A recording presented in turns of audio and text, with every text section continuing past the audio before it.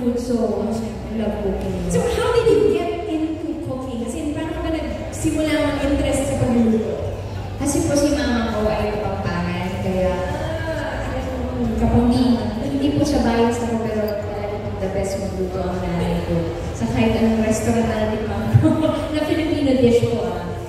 Si mama masarap magluto, ang tatay ko po, ang dali-dali ko from Malabon ay masarap din po magluto. So lumaki po kami na talagang puno-puno ng pagmamahal, yung inahain sa lamesa namin kahit simple lang ang pagkain. Halimbawa, mainit na sabaw na sunog na baboy, totong na kanin, the best yun. Basta, the best. Yes!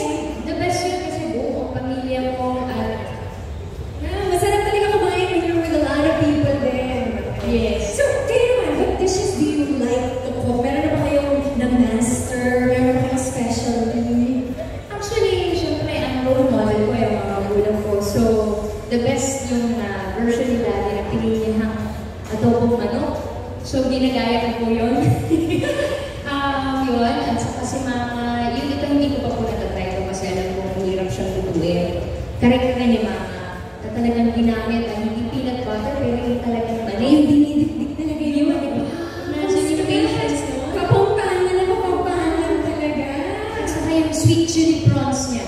The best. Yan. Gusto ko matutunan. Dapat may nakasama ka dito sa demo kanina. Alright, now for you po, I mean, how important is it to learn how to cook? Or important ba siya sa'yo? Yes, definitely. Hindi lang po dahil nagaya ko, no?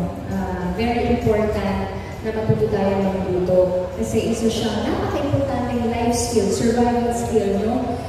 For every adult to know.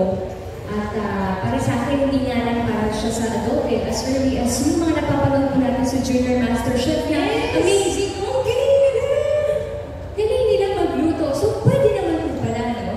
So, bilang parents siguro, or sino man ang guardians, kahit na bata sila, maganda siguro i-encourage na natin sila na ma-expose na or karoon na sila ng knowledge sa pagluluto. Of course, as long as we think na meron na sila, kaya nila yung responsibility ng pagluluto. Yan. So, safety first pa rin. Safety first, of course. Now, kayo naman, I mean, in your adulting journey, di ba sinabi natin, like, it's really important as we grow older, we take this on. Now, how do you think Phoenix Super LPG has helped you with your adulting experience? Ako naman po, hindi ko naman po masasabi na ako ay parang si Ate Juday. Yan ang ating ano talaga. Ehemplo talaga si Ms. Julie Ann Santos. I'm still in the process of learning and discovering how to cook. So, napaka-importante po sa akin na alam mo na maayos at good quality ang ginagamit kong LPG tank. With Phoenix Super LPG, sigurado po ako na simple itong gamitin, sigurado, at yes, simple. So, safe. Safe. Very safe. Very safe. Well, especially